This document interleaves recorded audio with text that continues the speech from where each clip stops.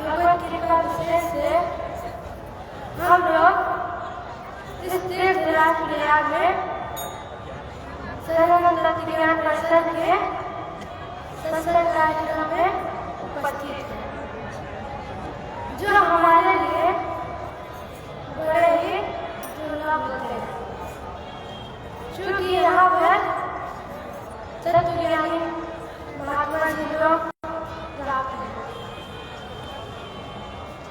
जो जीवों को बड़े ही दुर्लभता से ही प्राप्त होते हैं। वो हम आप सभी के लिए आज सुलभ होते हैं।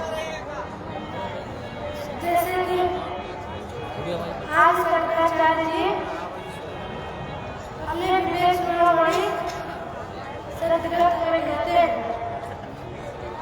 कि दुर्लभ त्रेमेवेतम देवानु त्रेहेतुकम मनुष्यत्वम मोक्षत्वम महापुरुषत्वम। दुर्लभों का अर्थ होता है दुर्लभ या कठिन। त्रेमेवेतम का अर्थ होता है तीन चीजें। देवानु देवों की कृपा से हेतु मतलब आधारित। मनुष्योत्तम मनुष्य का शरीर या मनुष्य का जन्म। मोक्षोत्तम मुक्ति पाने की इच्छा, मोक्ष पाने की इच्छा। महापुरुषों का संग। यह संसार में ये तीन चीज बहुत ही दुर्लभ है, और किसी मनुष्य पर जब भगवान की किसी और विशेष कृपा होती है वही इसको पा सकता है। क्या? दुर्लभ त्रेमेवेतम देवानु त्रेहेतुकम। ये तीन चीज जो संसार में अत्यंत दुर्लभ है, वो हम आप सभी को आज प्राप्त हुआ है। पहला क्या है? मनुष्यत्व, मनुष्य का शरीर। दूसरा मोक्षत्व अर्थात मोक्ष पाने की इच्छा। हम आप जिज्ञासा रखनी पड़ेगी। जब जिज्ञासा रखेंगे, प्रयत्न करेंगे मोक्ष पाने की प्रयास करेंगे, तब हम विमोक्षोत्तम मोक्ष पा पाएंगे। महापुरुषों से अर्थात महापुरुषों का संग हमको महापुरुष जो संत जो होते हैं उनका संग करना पड़ेगा, उसके साथ बैठना पड़ेगा। महापुरुष होते हैं।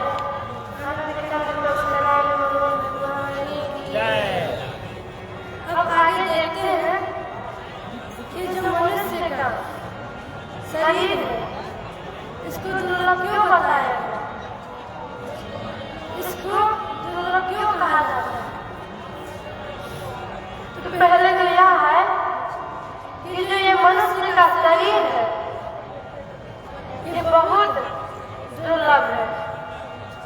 ये हम आप सभी को भगवान की कृपा से ही प्राप्त होती है। जब हम आप सभी को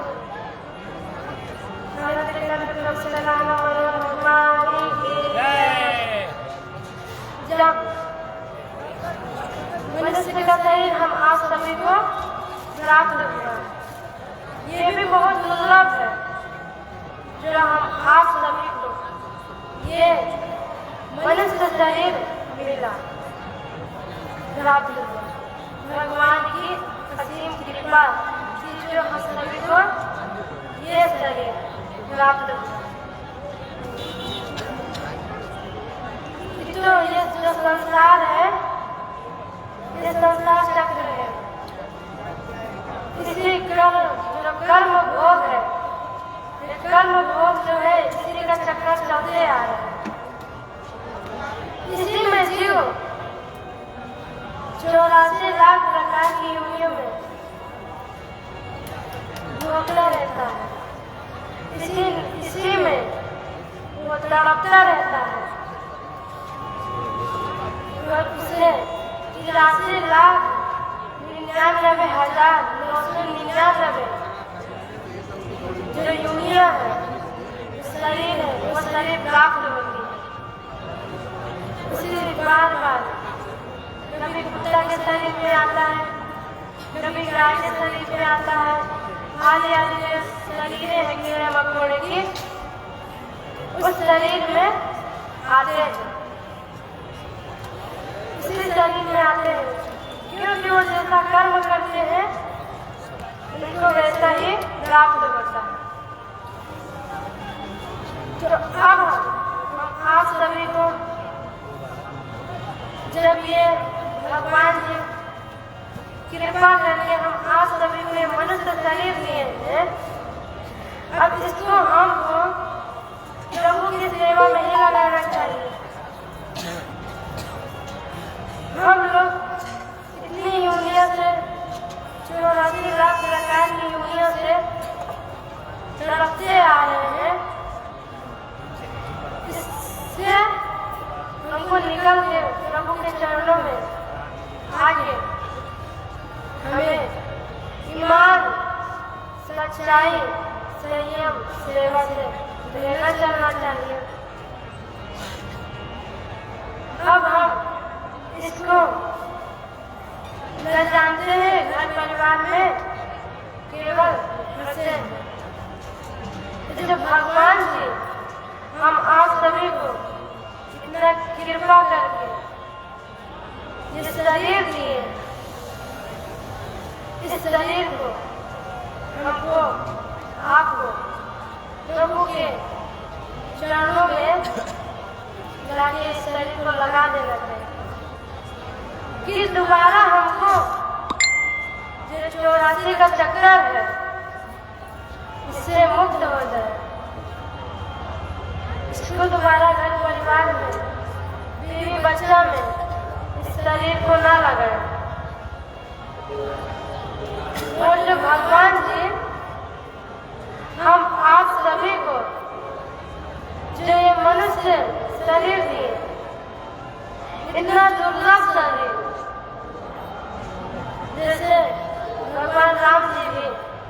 बताते हैं, बड़े भाग्य मानो बाबा, सुर दुर्लभ जो सदग्रंथ है, उसमें इस मनुष्य जन्म की, मनुष्य शरीर की जो महिमा है, उसमें ये मनुष्य शरीर की महिमा का वर्णन किया गया है। ये बहुत दुर्लभ है। ये हम आप सभी को भगवान जी ने दिया है। इसको, उस मनुष्य शरीर को आप लोग जानने का प्रयास नहीं करते। जो घर परिवार में है, जो घर परिवार में है, जो रहते चलते हैं, नौकरी चाकरी में लगे हैं, क्या इस मनुष्य शरीर का जो रहस्य है, इसको कितने लोग जान पाए? जिसके अंदर भाव था, श्रद्धा थी, वही इसको जान पाया। और जो ये मनुष्य शरीर को समझ गया, वो प्रभु के चरणों में लाके समर्पित। जो इस मनुष्य शरीर को जान समझ लिया, वो लाके प्रभु के चरणों में इस शरीर को समर्पित कर दिया। फिर वो भी ईमान, सच्चाई, संयम, सेवा से रहने चल गया। और जो घर परिवार में ही फंसे झगड़े, जो इसी में ही अपने जीवन को लगा दिए, आहार, निद्रा, भय, मैथुन, इसी चारों में लगा दिए। और इसी उनको इस चीज का भी भय रहता है, आहार, निद्रा जो भय मैथुन है, भय उनको रहता है कि जो ये हम मर जाएंगे, इसका भी भय रहता है। भोजन करने में भी उनको भय रहता है, और इकट्ठा करने में भी भय रहता है। साधक को इकट्ठा करने में भी भय रहता है कि जो ये साधन है, इसको कोई उठा न ले जाए, इसका भय बना रहता है।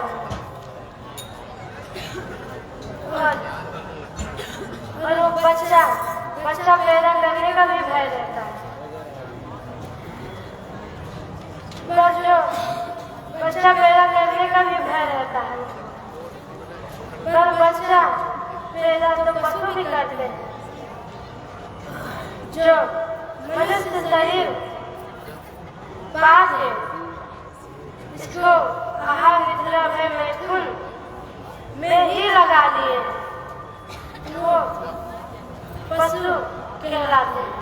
पशु क्या, पशु से बदतर कहलाते हैं। पशु जो होते हैं, उनको किसी चीज की चिंता नहीं रहती। वो खाते हैं, सोते हैं, बच्चा पैदा करते हैं। पर जो मनुष्य चिंता करते रहते हैं कि जो हमारा बच्चा है, ये बड़े होकर क्या करेगा, कैसे रहेगा, और जो हमारी पत्नी है, ये कैसे रहेगी, तो उन सबको इसका भय रहता है, चिंता रहता है। इससे बोलिए श्री सद्गुरु इतना कृपा करके हम आप सभी के मनुष्य शरीर दिए, ये मनुष्य शरीर दिए हैं जो हमको, हम सभी को, जो घर परिवार में रह के पशु वाला जीवन जी रहे हैं, इससे ऊपर उठ, तो हम सभी को इससे ऊपर उठना पड़ेगा। इससे ऊपर उठेंगे कैसे? तो जो विद्या तत्व है,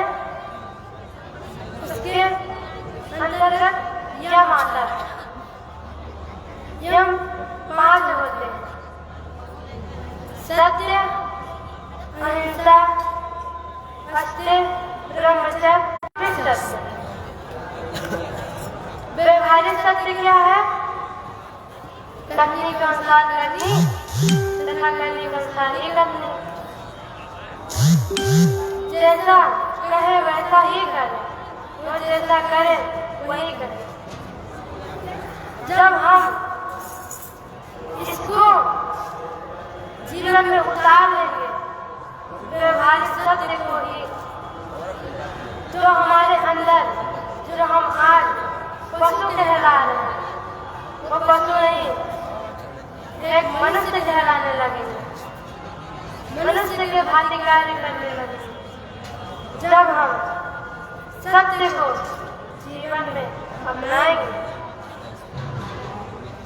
बोलने को तो सभी लोग बोल देते हैं, सत्य बोलना चाहिए। तो पढ़ाए सत्यम वद का पाठ, तो बोले इस पाठ को याद करके आना। तो सभी लोग कहते हैं जी। कल जब आते हैं तो गुरु जी पूछते हैं कि आप सभी को सत्यम वद का पाठ याद हुआ? तो सभी लोग कहते हैं जी गुरु जी। तो एक एक करके गुरु जी सबसे पूछते हैं। तो सभी लोग कहते हैं सत्यम वद, सत्य बोलना चाहिए। जब सबसे पूछ लेते हैं गुरु जी कहते हैं ठीक है कल याद करके आना। जी गुरु जी। तो कल आते हैं। जब गुरु जी पूछते हैं तो कहते हैं कि गुरु जी मुझे नहीं याद हुआ। तो गुरु जी कहते हैं तुमको इतना दिन क्यों लग रहा है? ये छोटा सा पाठ है, क्यों नहीं याद हो रहा है? उनको डांटते हैं, फिर भी वो सह लेते हैं, क्योंकि उनको वैसे तो सत्यम वद का बोलने में वैसे तो याद हो गया था। सत्यम वद का पाठ याद हो। तो हर समय प्रयास करते रहते सत्य बोलने का, और सत्य बोलते थे पर बीच में कहीं न कहीं झूठ निकल जाता था उनके मुंह से। फिर वो वैसे जाते थे गुरु जी के पास, गुरु जी डांटते थे फिर भी वो सह लेते थे। फिर 5वें दिन क्या हुआ, जब उनको देखते हैं कि मैंने एक भी झूठ नहीं बोला, तब वो खुश होकर पाठ याद करने कहते हैं गुरु जी मुझे अपना पाठ याद करने में इसीलिए इतना दिन लगा क्योंकि ये मेरे व्यवहार में था ही नहीं, मैं बोलता ही नहीं था सत्य। वैसे तो मुझे भी जब आपने बताया उतने ही समय मुझे सत्य बोलना चाहिए ये तो याद हो गया था, पर वो मेरे व्यवहार में नहीं था। इसीलिए मैं कहा कि मुझे सत्यम वद का पाठ नहीं याद है। जब हम सत्य बोलेंगे, सत्य को जीवन में उतारेंगे, तब हम मनुष्य कहलाने के योग्य हैं। तो हमको सत्य बोलना, सत्य बोलेंगे। जब हम जीवन में सत्य को अपनाएंगे तब हमारे जीवन में सुख शांति आनंद आने लगेगा और हम उससे भी ऊपर बढ़ते चले जाएंगे। इसीलिए हमको सत्य को जीवन में अपनाना है। जब व्यवहारिक सत्य को अपनाएंगे, रतन तोता की तरह वास्तविक सत्य को परम सत्य भी कहते हैं। जो वास्तविक सत्य है वो केवल परमात्मा, परमेश्वर, परम ब्रह्म, उदागार भगवान है। वो वास्तविक बदलता ना, आप परिवर्तनशील, वही सत्य है।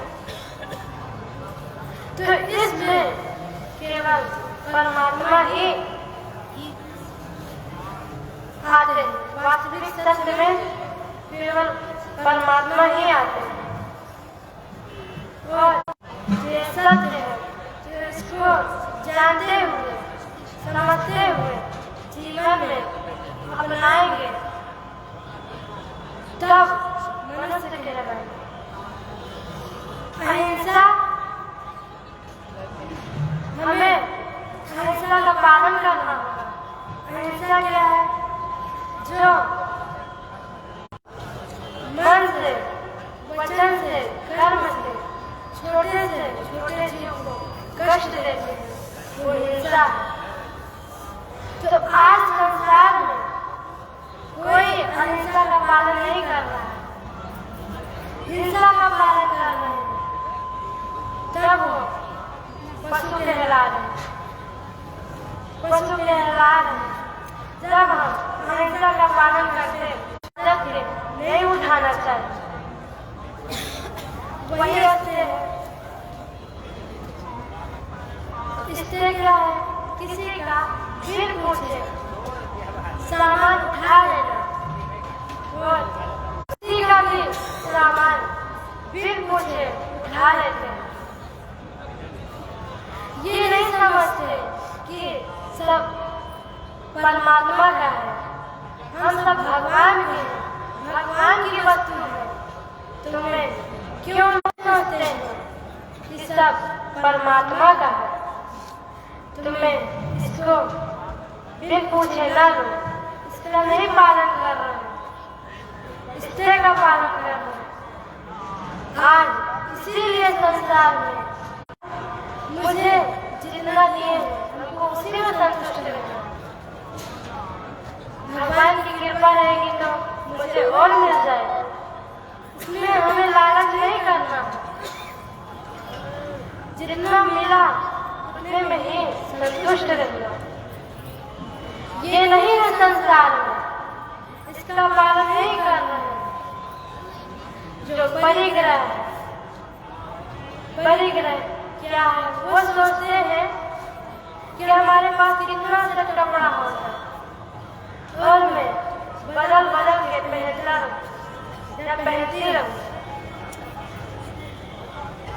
अनंत चंद्र प्रभु सलाम मनोज भगवान की जय। और वो सोचते हैं कि हम मेरा कितना हो जाए, हम अपना कितना बना लें, मेरा घर कितना हो जाए। 4-5 सोचते हैं कितना घर हो जाए, 4-5 घर हो जाए और मुझे संसार में सम्मान मिले। ये नहीं सोचते हैं कि जो हम सभी लोग परमात्मा के, जो हमारे भाई बहन, हम एक ही पिता के संतान हैं, वो नहीं सोचते। सोचते हैं मेरे पास कितना हो जाए, मैं अपना कितना बना लूं।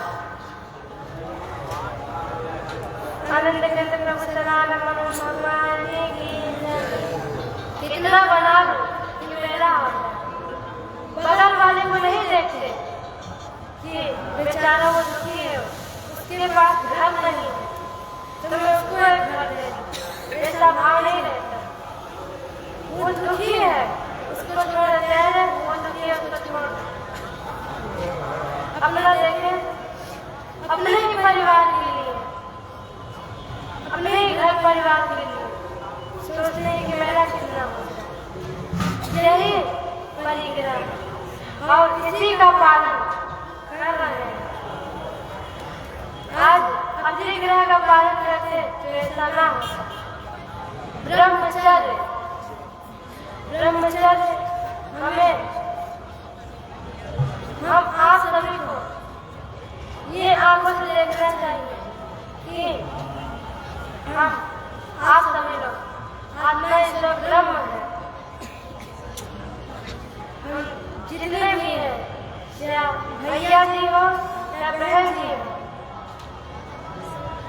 हम जो हमारे अंदर बैठा है वो हम लड़का लड़की नहीं है, वो आत्मा ईश्वर ब्रह्म है। संसार में आके अपने को लड़का लड़की समझ लेते हैं, तो हमको ये जानना पड़ेगा हमारे जीवन में 5 चीजें नहीं होंगी तब हम पशु कहलाएंगे। पशु कहलाएंगे और पशु वाला जीवन जिएंगे, और उसी में हमें दुख सुख मिलता रहे।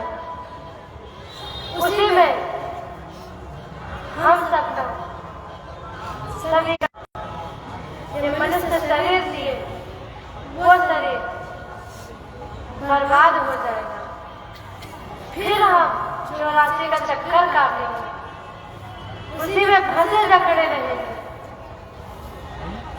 और जो इससे ऊपर उठ जाता है वो जो इससे 5 से युक्त होके रहता चलता है, भगवान के शरण में आकर के ईमान पूर्वक, ईमान सच्चाई पूर्वक जीवन को व्यतीत करता है, वो मनुष्य कहलाता है, वो महापुरुष सत्पुरुष कहलाने लगता है। फिर उसके अंदर परमार्थ का भाव आ जाता है, फिर वो अपना कल्याण सोचने लगता है। और जो घर परिवार में फंसे रहते हैं उनको देख के उनको दुख होता है, और दूसरे के भी प्रति उनकी अच्छी भावनाएं आने लगती हैं कि ये भी प्रभु के चरण शरण में आगे रह चले तो कितना अच्छा हो, ऐसे सोचते हैं। और जो इससे युक्त नहीं रहता तो घर परिवार में रह करके इसी भोग व्यसन, कामनी कांचन, इसी सब का मनन चिंतन करता रहता है, पर फिर अपने जीवन को ऐसे ही वो बर्बाद कर देता है, फिर उसका पतन हो जाता है। उसी में भगवान की उसका पतन हो जाता है। और जो इससे ऊपर उठता है, प्रभु की कृपा से उसके अंदर भावनाएं आती हैं, वो भी जो भावनाएं आती हैं वो बहुत दुर्लभता से आती है, वो जल्दी किसी के अंदर नहीं आता। वैसी भावना मोक्ष पाने की जिज्ञासा नहीं आती है इसके अंदर, जिसके अंदर मोक्ष पाने की, मैं मोक्ष के बारे में जानूं और अमरता के बारे में जानूं, अमरता क्या है। जब इस सब के बारे में जानने का भाव होता है तो वो परमात्मा की कृपा से ही आता है। श्री महाराज की जय, परमपिता परमेश्वर की जय। आनंद कंद प्रभु सदानंद अपने मोक्ष के बारे में जानने समझने का प्रयास कर रहे हैं। तीसरा क्या है? महापुरुषाश्रय, अर्थात महापुरुषों का अर्थ। जो महापुरुष होते हैं वो भगवान की कृपा पर ही निर्भर होते हैं। वो बस यही देखते हैं कि हमारे ऊपर परम प्रभु की कितनी कृपा है। आनंद कंद प्रभु सदानंद भगवान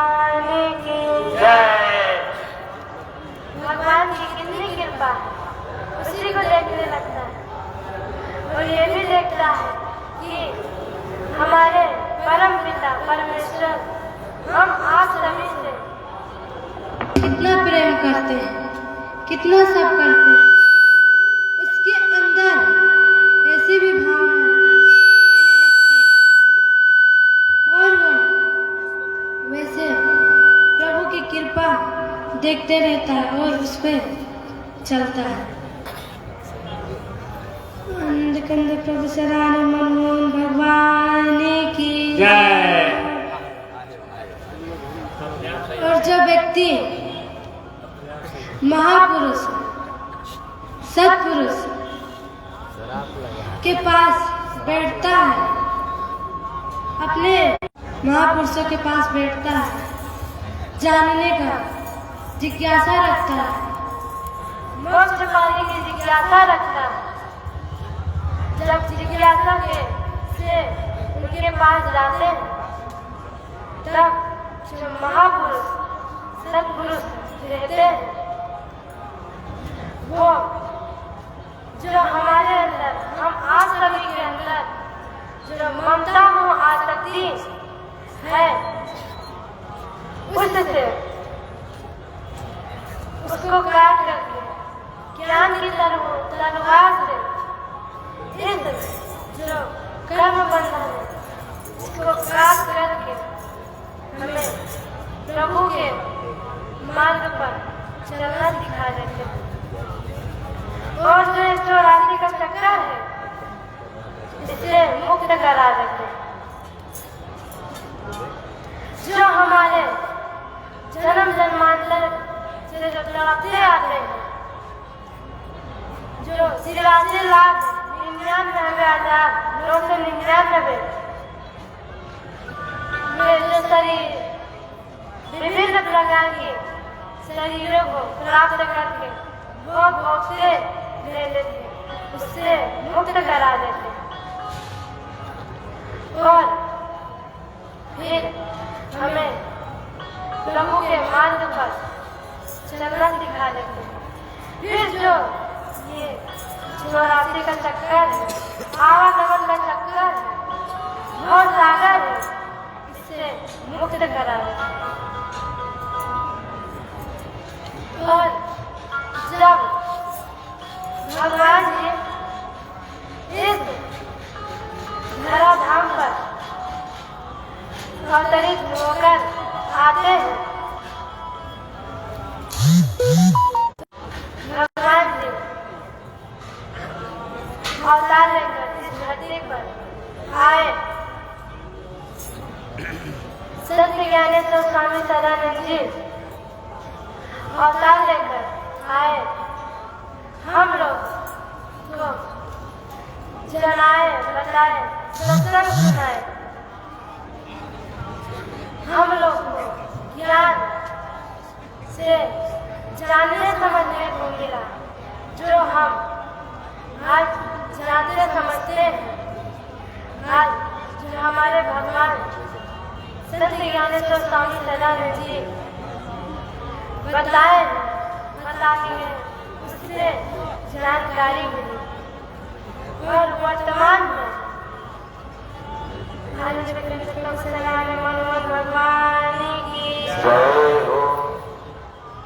और भगवान जी आए, हम आप सभी को बताए।